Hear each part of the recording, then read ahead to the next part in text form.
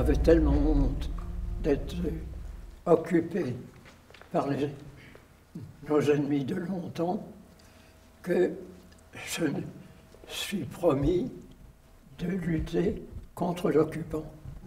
Non seulement on avait perdu la guerre, mais on était occupés. Et avec une bande de copains de notre quartier, on n'acceptait pas cette occupation et on avait décidé de s'opposer aux Allemands. Pour moi, ça a été facilité par le fait qu'il y avait des Polonais qui étaient déjà installés près de Caen depuis longtemps. Les Anglais ont demandé aux Polonais d'organiser des petits groupes. Et c'est comme ça que la résistance a commencé dès la 3e semaine après l'arrivée des Allemands. Les premiers résistants n'ont pas été ceux qui demandaient à faire partie de la résistance. C'était tellement dangereux, il valait mieux que ceux qui recrutaient des futurs résistants ne sachent pas d'où ils venaient. Mon père a commencé la résistance en novembre 40. Il a signé son engagement aux Alliances en février 42. Il avait pour mission de relever les défenses allemandes de la côte et de tout renseignement militaire sur nos occupants. Et en 1941, le 22 juin, Hitler attaque la Russie. Le Parti communiste, à l'époque, surgit, sort de l'ombre. Et les attentats deviennent donc de plus en plus nombreux. Les attentats devenant de plus en plus nombreux, les Allemands deviennent de plus en plus méchants. On enferme les syndicalistes de haut niveau, et puis on commence aussi à fusiller certaines personnes. Des attentats dans le métro, des Allemands qui sont abattus, et alors là, naturellement, le combat clandestin commence. Nous sommes en fin octobre 41.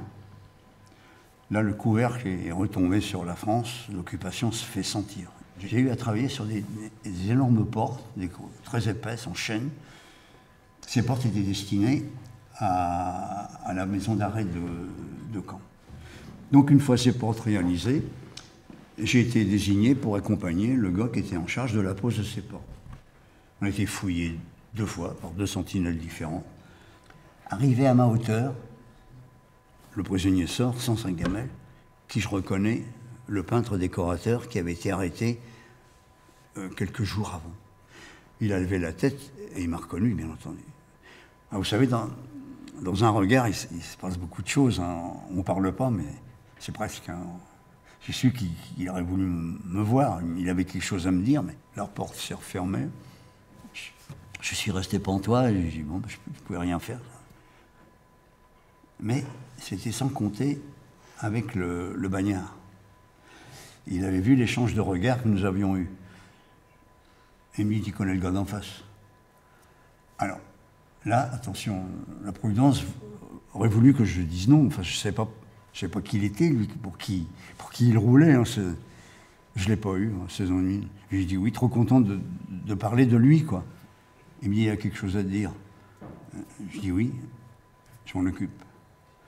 Il a réussi à rentrer en communication avec Michel, puis il est revenu me revoir et me dit, voilà, il a 2 lettres à passer, c'est très urgent, tu veux t'en charger? Je dis oui. Il me dit, tu sais que tu as 2 fouilles à passer.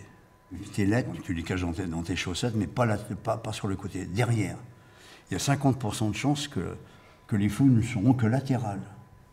C'est à courir.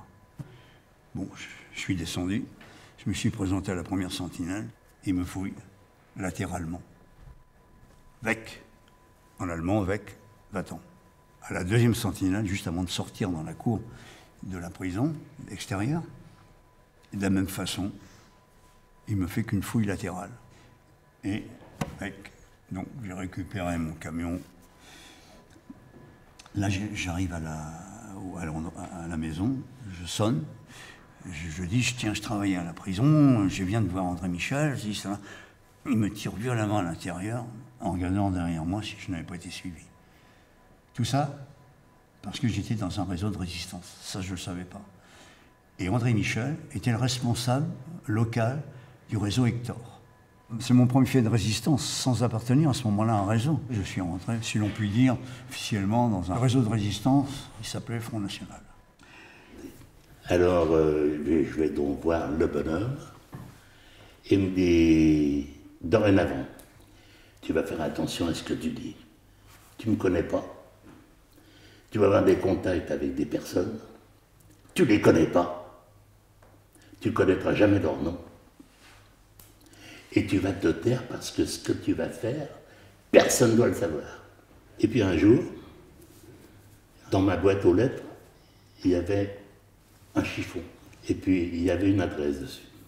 Et alors quand on allait à un endroit, à une certaine heure, il fallait toujours y aller 5 minutes avant, faire le tour pour voir s'il n'y avait pas un peu de police qui traînait dans le coin, parce qu'on les repérait quand même. Hein. Alors j'y vais, le jour dit, c'était un samedi après-midi. C'était un groupe qui préparait un coup. Il fallait rentrer au fond d'Aubervilliers pour voler du matériel. Rentrer dans le fort, en sautant le mur, aller chercher toutes les boîtes de pharmacie, un gars à l'extérieur, c'était moi, qui prenait donc les boîtes à pharmacie et qui les emmagasinait dans la cabane de jardinier. Donc, on a fait le coup, Je vais vous dire que quand on fait un truc comme ça, on les serre, hein. Ah ouais, on rigole pas. Il y en a qui me disent combien de fois, t'as eu peur? Si j'ai eu peur, cette connerie, bien sûr que j'ai eu peur. Voilà, ça c'est le premier coup, le bon coup que j'ai fait. Voilà comment était une carte d'identité sous l'occupation. Et c'était à nous de trouver un nom inconnu. Les choses se sont compliquées parce que bientôt, il a fallu aider des Anglais, des Alliés, qui ne savaient pas le français et auxquels il fallait donner une carte d'identité française. On choisissait évidemment un nom qui pouvait être prononcé par un Anglais, car j'ai aidé pas mal d'Anglais en difficulté, j'en ai jamais rencontré un qui pouvait passer pour un Français. Ou bien il avait encore un accent terrible, ou il ne comprenait rien à la situation. Mais le plus sûr, il était indiqué qu'il était sourd-muet. Ça, c'était épatant. Et la carte portait donc un nom, inventé le plus souvent, ressemblant forcément à un nom français. Mais pour un Anglais qui ne savait pas un mot de français, c'était pas aussi simple que ça. Et je me souviens que la première fois où j'ai aidé un Anglais à reprendre le train pour partir à Paris, et voilà que le pauvre homme devait être fatigué et il s'est endormi pendant le voyage entre Caen et Paris. Il avait sa tête qui était tombée sur l'épaule de sa voisine, qui était une jeune fille, et quand il s'est réveillé, il a dit « Oh, sorry ». Tout d'un coup, il se rend compte qu'il y avait un Allemand sur le siège face à lui. Et heureusement, l'agent n'avait pas tiqué. Donc, comme vous voyez, c'était pas toujours tout gagné. Alors, on allait sur la côte à bicyclette, d'accord, il n'y avait pas d'autre moyen de locomotion. Il avait le devoir de restauration des monuments historiques. Ça lui donnait accès à différents clochers. De là, il pouvait observer plus facilement, en montant dans un clocher, de voir ce qui se construisait sur la côte, si vous voulez. Il avait décidé de faire sa carte des millièmes, c'est-à-dire 10 cm le kilomètre, pour que ce soit précis. seul fut. Mais j'ai agrandi la carte qui se situait entre l'Angle de Saint-Aubin. Il y avait un chemin que je connaissais qui n'existait pas encore. Je l'ai rajouté sur la carte. Et j'ai eu, si on peut dire, pour le plaisir, mais voir que mon père n'était pas mort pour rien, puisque j'ai trouvé le chemin, mon chemin sur la carte qu'avait un officier anglais. Nous étions voués au renseignement. Donc, on partait le matin, on allait en vélo au bord de la côte. Notre secteur qui nous était attribué, c'était de Ouistreham à Annel. Notre alibi, c'était de chercher de la nourriture dans les fermes aux alentours. Et on relevait sur des petits morceaux de papier tout ce qu'on voyait. Et ce n'est qu'au retour, quand on venait chez nous, qu'on transcrivait ça au propre, on donnait ça à notre chef de groupe qui lui faisait suivre.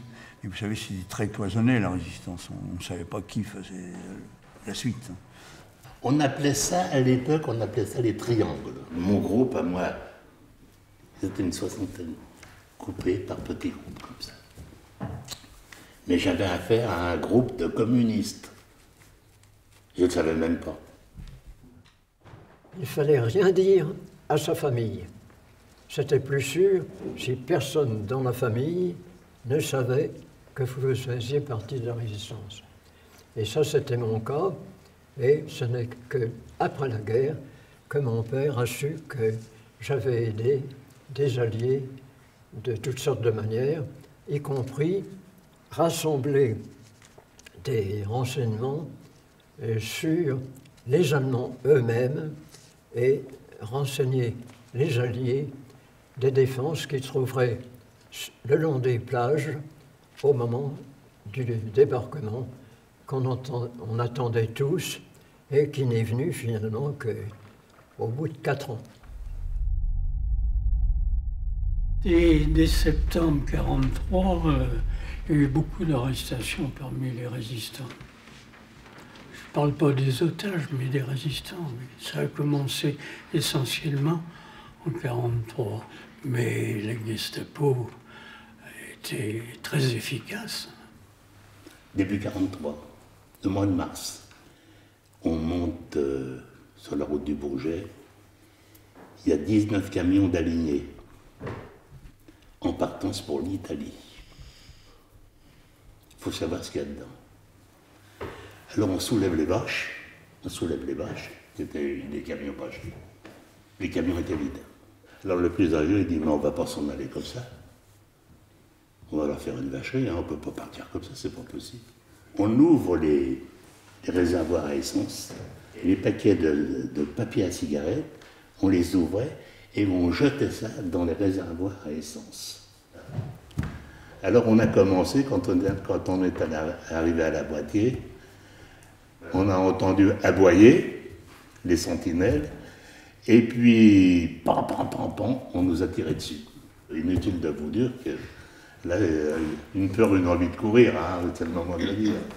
Ça fait qu'on s'est mis à courir, et le plus jeune de nous trois a été blessé. Il a été touché. Alors il est tombé, mais nous, on ne peut pas le ramasser. Hein, on les avait sur le dos, les sentinelles. Donc on est parti. Moi, je suis rentré dans ma chambre. Je rigolais pas, hein. Je me suis dit, le gars, il a été ramassé, hein. Il a été blessé, donc il a été ramassé par les sentinelles. Et puis après, il a parlé. Sous la torture, il a parlé. J'allume en vitesse le foyer qu'on avait, là, avec du petit bois qu'on avait, tout ça. Et puis, tous mes restants de papier, de trac et tout ça, que je cachais dans un coin, je les ai pris pour les brûler. Tout de suite, j'étais en train de les brûler, et derrière moi, j'entends « haut les mains ». Il y avait 2 flics qui étaient dans le bol d'escalier. J'étais fait. J'étais arrêté. Mon père se savait suivi par une femme de la Gestapo, mais il ne m'a jamais dit laquelle. Donc, le réseau Alliance lui avait proposé de quitter la France avec sa famille, mais il n'a pas voulu parce que il n'avait pas tout à fait fini certains éléments de sa carte, donc ce qui a fait qu'il s'est trouvé arrêté avant d'avoir fini. Et moi, j'ai été arrêté le 10 mars 1944, au domicile de mes parents, devant ma mère, très tôt le matin. Et là, on m'a emmené au siège social de la Gestapo, qui était rue des Jacobins à Caen. Un gars de la Gestapo est arrivé, vous savez, comme on les connaissait, là, comme on les voit souvent dans les films, en gabardine cuir, noir, chapeau. Enfin, il m'a fait asseoir sur une chaise. Il m'a lié les bras avec les menottes dans le dossier de la chaise. Et en me regardant bien, il m'a dit « T'es un sale espion, toi. Tu fais ça, ça et ça. » Ce qu'il disait, c'était exact. Puis il se retourne au bout d'un moment, il me dit « Alors, ça y est, t'as réfléchi? T'as quelque chose à me dire ?» Et j'ai continué à nier. « Ah bon ?» Il m'a dit « Bon, ben j'ai un moyen pour te faire parler, tu vas voir. » Puis il est allé dans la pièce à côté, il est revenu avec une énorme matraque, et il a commencé à me frapper. Ils m'emmènent donc, ils me mettent dans la voiture, et puis ils m'emmènent rue des Saussets. Et c'était la Gestapo. C'est là où atterrissaient les terroristes. J'avais 17 ans, j'étais devenu un terroriste. Voilà. Alors il me frappait sur les cuisses. Par la douleur, je me levais, c'est la réaction normale. J'emmenais la chaise avec moi. Coup de poing dans la figure, coup de poing dans l'estomac pour me faire asseoir, et ça à un rythme rapide. Si rapide qu'à un moment donné, il s'est arrêté, il était essoufflé. Sur les coups reçus, les coups dans la tête, les coups... Vous rentrez dans un état second, hein. On n'est plus là, c'était un univers cotonneux autour de vous. Je commençais à ne plus voir par les coups pris dans la figure, m'a tiré par les cheveux jusqu'à un mur de sa pièce où il y avait une carte du littoral du Calvados, qui avec sa matraque, il montait les endroits où nous allions espionner. Il avait été bien renseigné, d'autres avaient parlé, je ne sais pas. Après, il m'a ramené sur ma chaise, il a continué à me frapper, et à partir de là, bon, j'ai des blancs, je me suis évanoui plusieurs fois, je ne sais plus où j'étais, et puis, jusqu'au moment où j'ai essayé de me lever, j'avais les cuisses qui avaient doublé de volume par les coups. Je suis tombé. Enfin, je ne sais pas comment j'ai descendu l'escalier.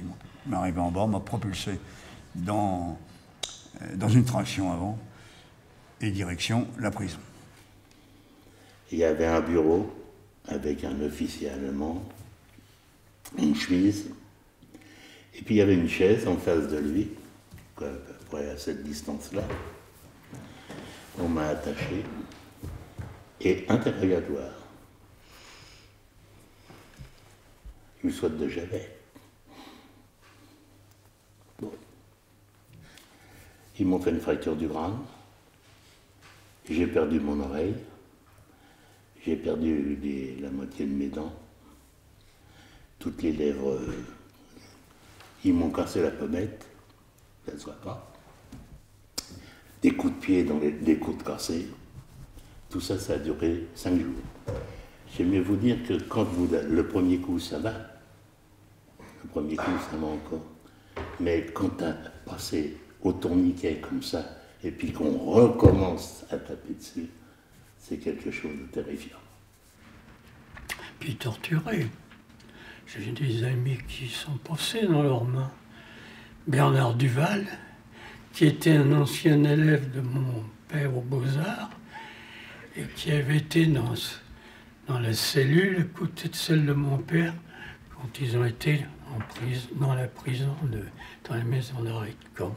J'avais pas de nouvelles. Ma mère avait un peu de nouvelles, parce que mon père, sur des petits bouts de papier craft, lui laissait des messages dans le linge sale, parce que les familles venaient chercher le linge sale des prisonniers. Et donc, sur ces petits papiers, avec une épingle, qui perforait ces papiers-là pour dire quelques mots, quoi. Et fusillé le 6 juin 1944, avec environ, on ne sait pas exactement, 60 à 80 membres de différents réseaux.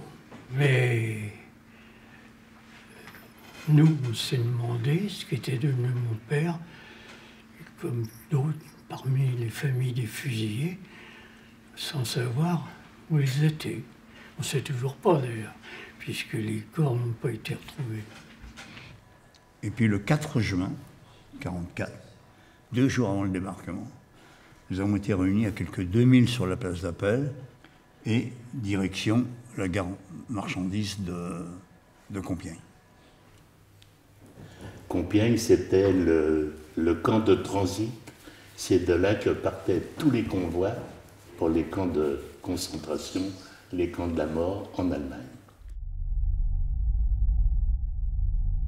Enfin, on est arrivé près de Hambourg. On est rentré dans un camp qui s'appelait le camp de Neuengamme. Arrivé là, la porte a été ouverte. Inutile de vous dire, après 3 jours et demi, en kilos qu'on pouvait avoir. Donc nous tombions les uns sur les autres. Et là, en bas, il y avait les capots qui nous frappaient pour nous faire relever. Les SS qui étaient là, avec leurs chiens qui étaient dressés contre nous. On nous a dirigés vers la place d'appel du camp. Là, on a attendu un bon moment, puis après, on nous a dirigés vers le soubassement d'un bâtiment en dur qui était là, le long de la place d'appel. Et là, on nous a ordonné de nous mettre tout nus. Et les capots, les Farbeiter, étaient armés, certains étaient armés de rasoirs et ils nous supprimaient tout le système pileux du corps. À sec, comme ça, pas de l'eau, mais pas de savon, avec des rasoirs ébréchés. Inutile de vous dire les blessures que ça engendrait. Et puis après, nous sommes passés dans la pièce à côté, et là, il y avait des pommes de douche au plafond, et enfin, l'eau a coulé. C'était une eau noire, sale, tout ça, mais qu'on a bu avidement, vous savez, après 3 jours et demi, comme ça. Et avec ça, doucher, on ne pouvait pas se doucher, on n'avait rien, on n'avait pas de savon, on n'avait rien, puis c'était pas ça, c'était boire. Après, on nous a emmenés au bloc 12. Bloc 12, c'était un bloc de quarantaine. Ce bloc était réservé pour 200 déportés, on nous a mis à 400. Voilà le matricule que nous avions, hein, que nous devions savoir en allemand. Donc, si j'entendais 84, 64, c'était moi. Il fallait le reconnaître. Nous avions un triangle de couleurs. La couleur vous indiquait la raison pour laquelle nous étions en camp. Rouge, c'était les politiques. Nous étions considérés comme des politiques. Noir, c'était les asociaux, profit de travail, force de tête. Vert, c'était les droits communs. Violet, c'était les tziganes. Et rose, c'était les homosexuels. Et ainsi de suite. Il y avait des tas de couleurs. Il y avait une lettre. Cette lettre, c'était votre nationalité. Voilà. Et après, fin du fin, c'était de trouver une file et une aiguille pour coudre ces deux matricules. Parce qu'il y avait celui-ci qui était à gauche sur la veste et sur le pantalon, à droite, le même matricule. On appelle ça les camps de la mort. Pourquoi? Parce qu'on était là pour mourir. Mais avant d'être liquidé, avant de mourir, on subissait le système concentrationnaire qui consistait à nous faire travailler 12 heures par jour ou 12 heures par nuit avec 1 litre de flotte, de rutabaga, je peux dire de la flotte parce que c'est pas ça qui nous nourrissait, le midi ou le soir. Si c'était pas là, c'était l'autre. L'autre, c'était 1/4 de boule de pain avec une cuillerée ou de confiture ou de marmelade à moitié liquide. On était sans arrêt omnubilés par cet estomac qui criait famine. Et puis en même temps la faiblesse qui nous atteignait, parce que petit à petit, à ce régime-là, nous perdions des forces, mais il fallait toujours travailler. Donc on se consumait là. D'avoir de la nourriture dans la bouche, c'était pas une extase, mais presque. Hein. Alors on mâchait, puis à un moment donné, il y avait un simulacre d'avaler, on restituait la nourriture dans la bouche, et de nouveau on mâchait comme les ruminants, quoi. Tout ça pour prolonger le temps d'avoir un peu de nourriture à absorber. Tous les jours, quand l'appel était fait, elle était faite en musique. Ils nous jouaient du Mozart, enfin, des trucs comme ça. Et puis il y avait les gars qui tombaient morts et continuaient à jouer, les gars. Et nous, on entendait ça. Et quand on nous disait aller au travail, disant embauche, naturellement, en allemand, on enjambait ces cadavres-là pour aller au travail. Et après, il y avait la voiture qui passait pour les ramasser. pour aller au four crématoire. Alors dans ce camp, il fallait qu'on produise un travail donné, et à partir de là, quand on mourait, parce que la vie d'un déporté n'était pas très très longue, hein, c'était d'ordre de 3-4 mois en moyenne, et comme ils occupaient suffisamment de pays où ils pouvaient procéder à des arrestations, ils renouvelaient bien entendu le cheptel dont ils avaient besoin de déporter. Tu vois des cadavres tous les jours. Tout ça à 17 ans. Tu le vis, et puis tu veux vivre. Surtout, tu veux vivre. Et pour ne pas mourir, faut pas non plus tomber dans la dégalasserie, parce qu'il y en a pour pas mourir qui sont capables de faire n'importe quoi. Tout faire pour ne pas devenir comme eux, pour une assiette de soupe. Ah oui, tout faire pour rester quelqu'un, pour rester un être humain. Nous, on a résisté à ça. On est restés des hommes.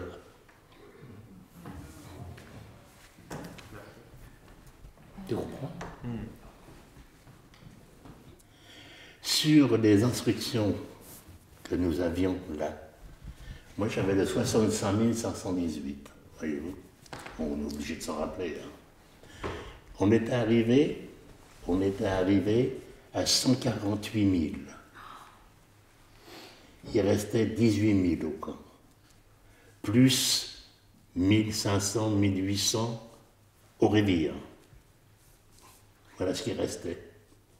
Tout le reste était mort. C'est pour vous dire que quand on sort de là-dedans, on l'a eu pour.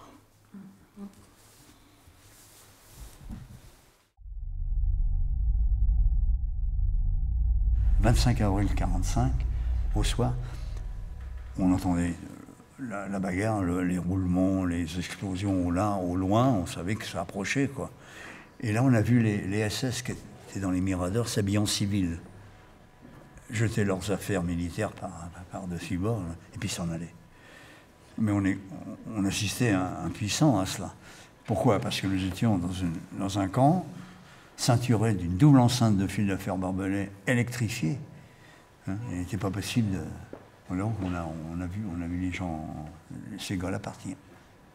Et puis, à un moment donné, les Russes qui étaient en quantité plus importante que nous ont réussi à ouvrir la porte du camp, la seule partie qui n'était pas électrifiée, investir le poste de SS, qui était auprès, et couper le courant. Et à partir de là, on pouvait toucher les fils de fer barbelés. Et nous sommes sortis sous la bagarre. Parce que là, vraiment, c'était fort. Hein, les explosions, il y en avait partout, ça tombait de partout. Le soir du 22 avril, un vacarme terrible, et puis la porte du camp qui saute. Et alors là, arrive un soldat soviétique, hein, avec ma mitraillette. Il regardait partout. Et puis, ceux qui tenaient debout, se sont levés pour aller au-devant de lui. Et il a posé sa mitraillette. Il a pleuré. Il a pleuré comme un gosse. Ah oui, quand il a vu les squelettes qui arrivaient. Hein. Et j'y suis allé, moi aussi. Je me suis traîné. Et je suis allé, puis on s'est embrassé. Ah oui. C'était un môme, il avait peut-être mon âge. Le front était toujours là, en tout cas pas loin. Et puis le lendemain, on était tous sur nos paillasses, quoi. Et ils sont passés, des officiers russes sont passés, en disant, ceux qui peuvent marcher, qu'ils s'en aillent, ceux qui ne peuvent pas marcher, on va les prendre en camion, on s'attend à une contre-attaque. On se lève, et puis on se regroupe à 8 gars, 8 Français. Alors on est sur la route, et là je tombe. Je tombe par terre, les bras en croix, je ne pouvais pas aller plus loin. Et alors, à contresens, pareil que nous, arrive une conduite intérieure, une grosse conduite intérieure, qui s'arrête. Alors, ils m'ont pris, et à l'arrière de la voiture, qui était une conduite intérieure, il y avait 3 généraux russes. Ils m'ont allongé sur les genoux des officiers russes. Les Russes, hein, les officiers russes qui étaient là, nous ont ordonné de partir. Il fallait faire place nette du camp. On ne savait pas où aller. Et en fin de compte, on a erré en cercle. Et le soir, on était tous surpris d'apercevoir notre camp, presque à l'horizon, quoi. Bon, qu'est-ce qu'on a fait? Bon, on est revenu au camp. On ne savait pas où aller, ailleurs. Et puis, on a décidé de partir en France. Allez, on s'en va à pied. Et là, on est parti, comme ça, vers l'ouest. Et on a fait quelques 140 km à pied, tout doucement, en mangeant avec ce qu'on trouvait, pour en finir, arriver, se buter sur l'Elbe. On est arrivé à l'Elbe. Et là, les Russes tiraient sur quiconque essayait de traverser l'Elbe. Et l'échange se faisait là. Ceux qui étaient prisonniers à l'ouest, mais qui habitaient l'est, puis nous qui étions à l'est, qui habitions l'ouest. Un jour là, un jour l'autre. On a traversé l'Elbe, et d'autre côté nous attendaient les armées alliées, hein, l'Amérique, l'Angleterre et le Canada. Arrivé là, il y avait un genre de tribunal de campagne. Ils voulaient savoir pourquoi on voulait aller à l'ouest, si nous étions bien français, tout ça, enfin, un petit contrôle, quoi. Puis en même temps, il y avait des infiltrations parmi nous. Parce qu'à la faveur de l'ouverture des camps, il y a des SS ou des tortionnaires, quoi, qui ont pillé des affaires rayées et puis qui les revêtaient, se faisaient passer pour des déportés. Et puis le lendemain, on nous a emmenés à la gare marchandise de Dessau. Et là, il y avait un énorme convoi de wagons bestiaux qui était créé, de 60 wagons, je crois, auquel on avait rajouté 2 wagons voyageurs pour les déportés, qui étaient en conditions physiques lamentables. Donc, nous avons mis 9 jours pour rejoindre la France. Là, on m'a donné un costume que je n'ai pas pu mettre parce qu'il était trop grand. Mais comme ils avaient désinfecté les affaires que nous avions sur nous, bon, on a remis nos affaires de déportés, puis j'ai continué comme ça. Et le 21 juin, jour d'été, j'étais rapatrié en France. J'ai été rapatrié par avion sanitaire parce que j'étais pas transportable. Ils m'ont débarqué au Bourget. Il y avait l'ambulance qui m'attendait. Et j'ai fait 7 mois d'hôpitaux. 7 mois. Ils me nourrissaient toutes les 2 heures parce que mon estomac refusait la nourriture. Et j'avais les poumons, je vomissais le sang. Les gens ne voulaient plus entendre parler de la guerre. C'était fini. Ils étaient déjà... il s'était passé 10 mois. On se retroussait les manches. Il y avait du travail à faire. J'ai essayé de trouver du travail. Et je me souviens avoir frappé à une porte. Et le gars avait regardé mon curriculum vitae qui était très, très pauvre en quelque sorte. Et qui, à un moment donné, m'avait dit « Oui, mais c'est pas... Puis en même temps, vous avez perdu votre temps, voilà, en Allemagne. » Voilà. Donc, il n'y avait rien qui nous permettait de s'épancher, hein, sur ce qu'on avait vécu. On n'a pas trouvé l'oreille attentive que nous aurions souhaité. Et c'est comme ça que tous les déportés qui sont rentrés se sont introvertis. On n'a pas voulu... On ne trouvait peut-être pas les mots qu'il fallait pour expliquer l'univers dans lequel nous avions vécu et tous ces morts que ça représentait. Donc, on s'est refermé sur nous-mêmes. Hein. Le fait de vous parler, c'est un petit peu une promesse tenue. Parce que beaucoup qui étaient dans le camp, qui sentaient leur mort arriver, qui savaient qu'ils n'allaient pas ressortir, nous disaient, si tu as la chance de revenir, surtout tu diras ce qu'ils nous ont fait, ces salauds. Voilà. Parce que leur parcours ou le mien, c'est pareil. C'est un peu leur voix qui parle. Moi, je considère que nous sommes des messagers de la mémoire. On a voulu vous renseigner, vous, les gosses, vous, les jeunes. Et on s'était dit aussi, quand on était au camp, on s'était dit les uns et les autres, il faut qu'on tienne le coup. Il faut qu'on tienne le coup pour raconter ce qu'ils nous ont fait, ces fumiers-là, en parlant de ces assassins, enfin on les traitait de tous les noms. Moi, le gamin, je me trouvais au milieu d'adultes et ils disaient, quand on va rentrer en France, on va faire ceci, on va faire cela, voilà, on va faire un beau pays, on va faire comprendre que les imbécilités, les bêtises de nos politiciens, voilà où ça nous mène et tout ça. On avait tout ça à l'esprit. Moi, j'écoutais tout ça. On disait, ça va être chouette. Et puis aujourd'hui, quand on constate la situation de notre pays, on se dit c'est pour ça qu'on voulait. Mais malgré tout, comme on a l'espoir chevillé au corps, on se dit, quand on voit tous les gosses, on se dit, faut continuer. J'en ai assez dit, j'en ai assez. Résister se conjugue toujours au présent. Il n'y a pas d'histoire, c'est la vie qui le veut. Alors allez-y les gars. Merci beaucoup.